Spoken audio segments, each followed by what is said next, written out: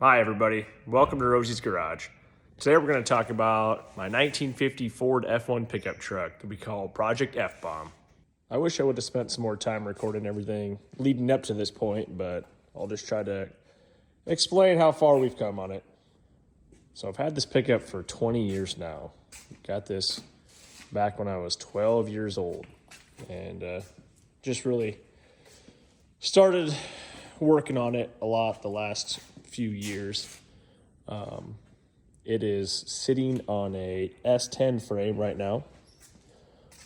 We got the kit to do that from a company called Code 504 out of Seward, and they made all the brackets and mounting hardware for the cab and everything to fit a lot of these older vehicles on S10 frames. If you have one, you should definitely go check out their website. They do a lot of the kits for the 30s, 40s, and 50s, Chevy, Ford, Dodge, all of them, to retrofit them onto those S10 frames, which is super convenient. I mean, you can use S10 front suspension and a lot of their kits, you can buy a fuel tank that works with their kits and their 4-link setup. That's bolt-on using S10 suspension, their leaf spring suspension up front, and their kits just make everything super easy.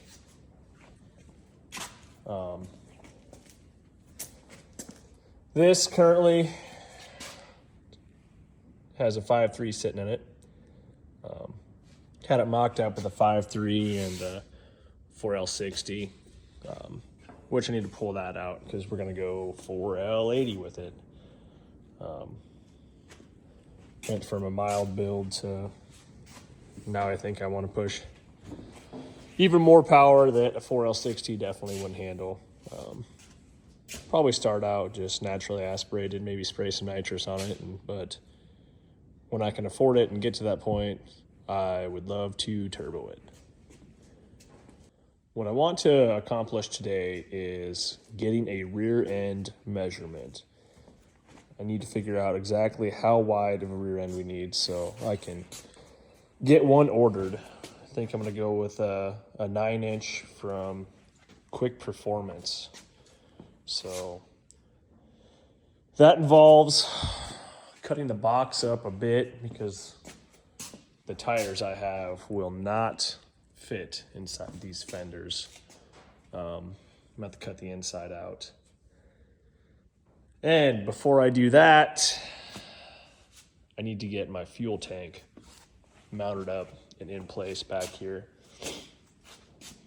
That way, when I set the box on the frame, that's already done. The box isn't in my way. Because I'm going to have to get this reinforced, I think, when I cut it up. I'm not sure how far I'm going to have to cut, but if I have to cut into some of these supports, and obviously the arch there, I'm going to have to get some of this reinforced, which I got some flat and some angle from my brother-in-law. He might come help me get this thing beefed up. But once I get that in place and cut that stuff up, I can't really go lifting the box back off until it's reinforced. So that's where I'm at with that situation. So shout out to Code 504 and everything they've done in these kits. I mean, they make it about as easy as possible. Some of these instructions, step-by-step pictures. And this stuff is thick gauge, high quality stuff. This is their 16-gallon tank, which will be more than enough for this, and should sit right back here. So I'm gonna dive into the instructions and let's get going. All right, I think I'm ready to start. I got my holes taped up on this so nothing's gonna fall in, and everything's set out, and some blocks of wood. If you guys want an actual how-to video, on installing this Code 504 gas tank. Type in Code 504 fuel tank install, and they have a awesome step-by-step video on YouTube there. But for now, I'll set up a time lapse for this.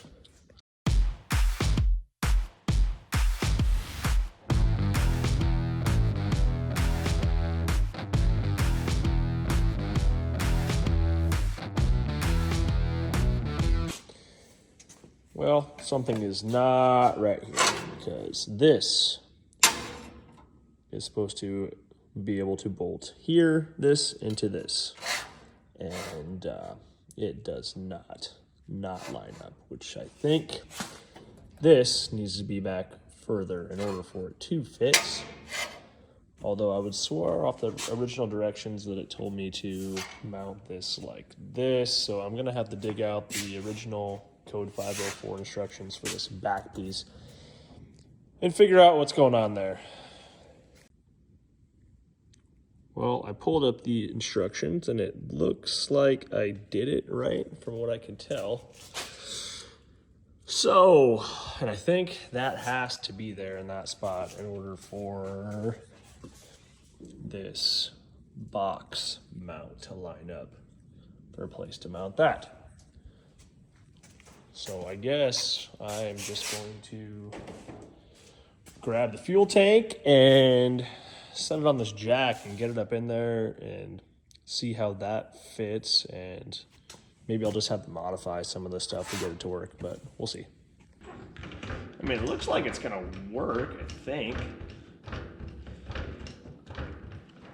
Just might have to drill some new holes or something.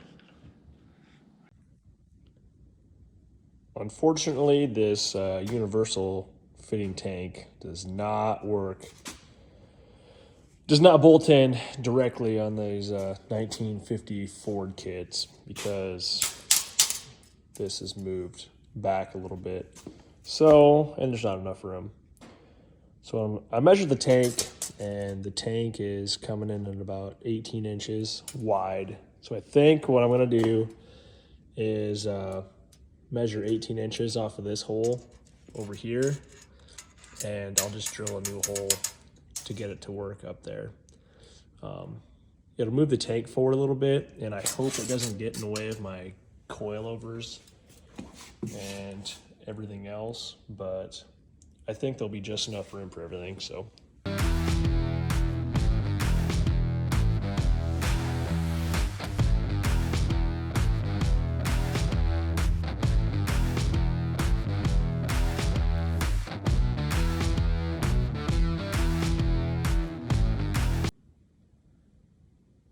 Well, I think it turned out okay after some modifications. Had to go back and drill those 2 new holes, but I think it's gonna fit okay. Looks like everything is gonna clearance. Had to cut my bottom straps to length, and I got them pretty close. I mean, it's tight. It's not moving one bit. You can still see kind of a little space between the strap. I ordered some fuel tank strap rubber liner, kind of fill in that gap, make it look a little better. I doubt it's gonna rattle, but I mean, it would help if it did. But now I think I'm going to do a rough measurement of the width of these tires before I set the box on. I'm thinking maybe about 1 inch of space is at least what I need in between here, which is kind of where I have them sitting. Maybe you wouldn't need that much, but just in case there's wiggle room if the rear end moves back and forth a little bit, I'd like a little bit of a space in there. So let's grab the tape and see how wide it is right now. All right, looks like the inside to inside measurement, I need at least 53 inches of width. But we'll measure outside to outside here and see if that's gonna fit. We'll come over here and write down 53 inches minimum, and grab the tape and see what we have from outside to outside. flat over there to roughly get it close. Hopefully it stays.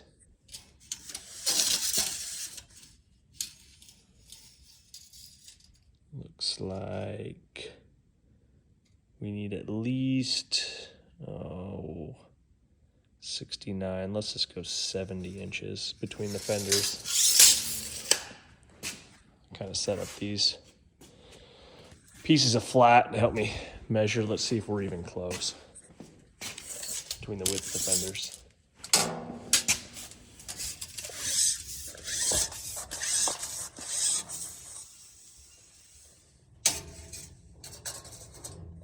The things a guy does when he has to measure alone. Oh yeah, roughly 77 inches. And these aren't perfectly aligned. It's just giving me an idea. Yeah, we have more than enough wiggle room. Awesome. All right, we have roughly 70 inches is the minimum, and we actually have 77 inches to work with. Well, perfect. Let's maybe slide this box over here, see if we can't set it on there, and start fitting everything up.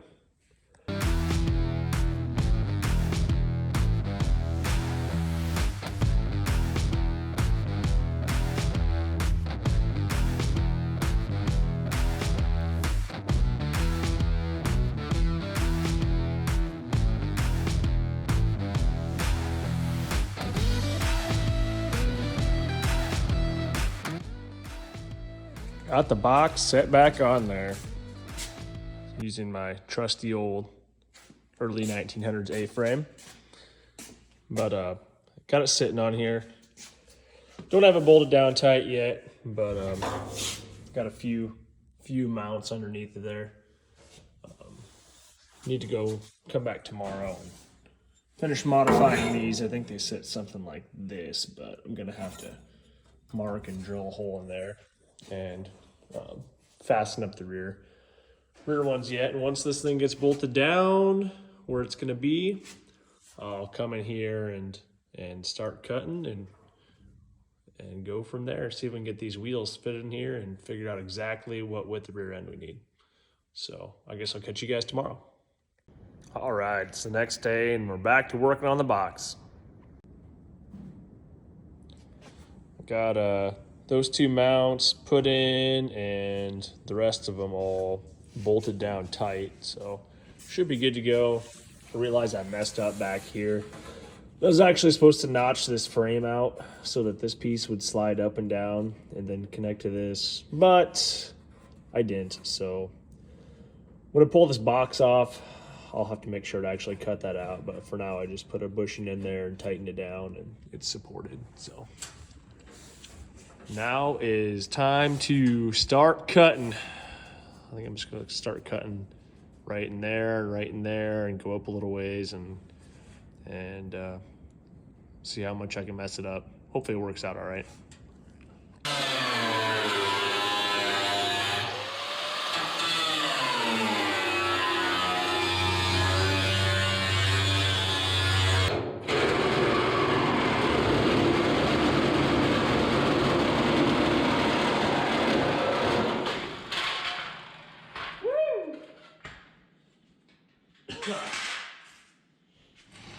Knock more rust out of there than anything. Yep. Well, I don't know if that's enough room or not. Look at all that rust knocked out of there. But let's grab that tire and bring it over here and see.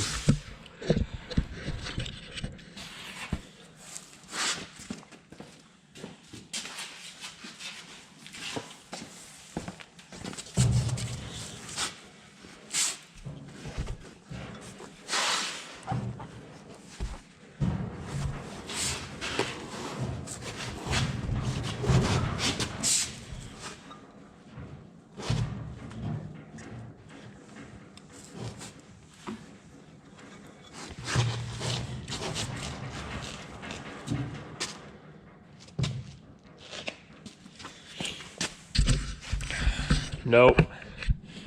Gonna have to come in here and go a little higher with the arch. Then maybe it'll squeeze in. Looks like it's still gonna get caught right there and right there. Might have to angle those.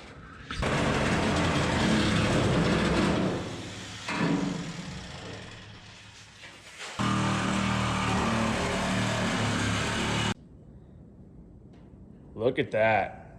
Got them in there. Got everything cut up enough to at least get them slid in. Gonna have to cut out more though. You can see right there that it's gonna hit that support, and honestly, if you launch hard enough and squats hard enough, it'll probably hit that one too. So in the end, I think both of those are gonna need cut out, and maybe that support put over and braced up on both sides just to add some clearance. And have to get some mini tub fenders for the inside. But at least they're in there, and I got a measurement.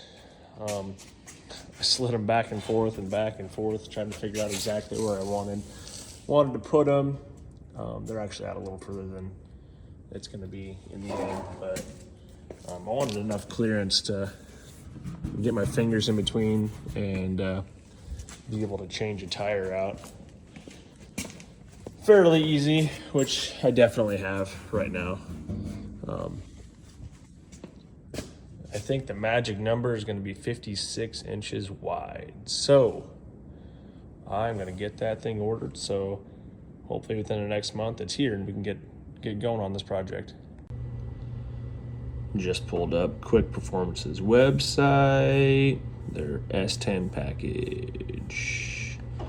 Let's go new fabricated big web, drain and fill plugs with jack pad, 1/4-inch heavy walled axle tube, you bet, internal gusseting, yes, back brace installed, absolutely.